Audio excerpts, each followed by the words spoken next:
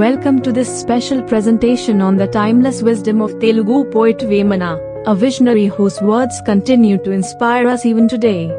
Vemana's poetry, simple yet profound, carries deep moral and philosophical insights that guide us toward wisdom, humility, and truth. To bring his verses to life, we are honored to have Shri C.N. Balu Garu, a distinguished voice from Akashvani radio station, Vizag. With years of experience in lending voice to enriching literary works, his narration will give a soulful depth to Vemana's poetry, making it a truly immersive experience. So, sit back and let the words of Vemana resonate through the voice of a master storyteller.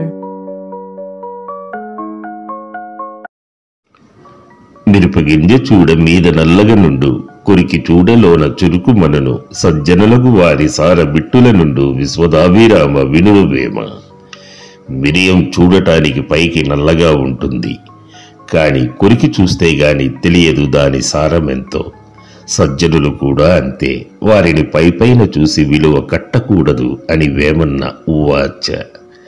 ఈ పద్యంలో మిరపగాయ అనే పాఠాన్నే చాలా కాలం నుంచి వాడుతున్నారు.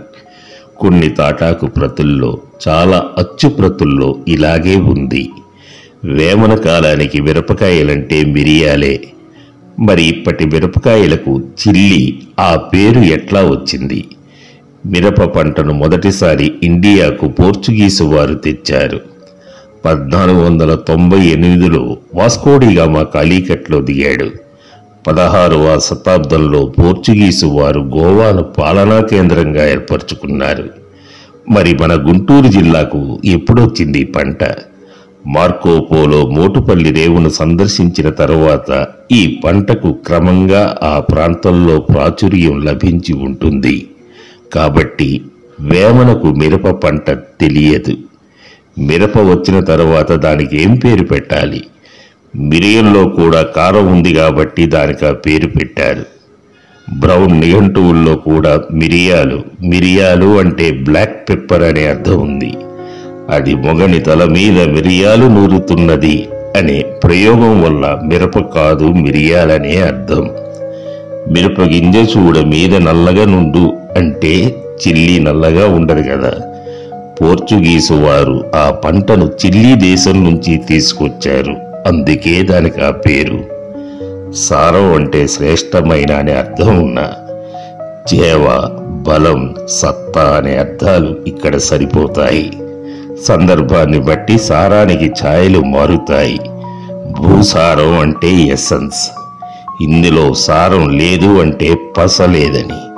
సారం లేని మాటలు అంటే పనికి మాలిన ఆర్ద్రత లేని మాటలని అర్థం. సజ్జనుడు అంటే గౌరవనీయుడు, మంచివాడు అని. నల్లని శరీర వర్ణం చూసి మనిషిని విలువ కట్టకూడదు. తెల్లని మనోగతాన్ని చూడాలి. మిరియం పోలికను మనం ఈనాటి వర్ణ జాత్యహంకారాలకు కూడా అన్వయించుకోవచ్చు.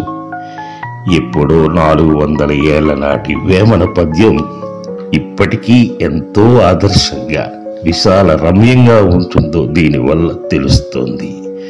ఇది ఈ పద్య సారాంశం. Thank you for watching. If you enjoyed this video and found it helpful, please give it a thumbs up and subscribe for more inspiring content. Don't forget to hit the bell icon to stay updated. See you in the next video.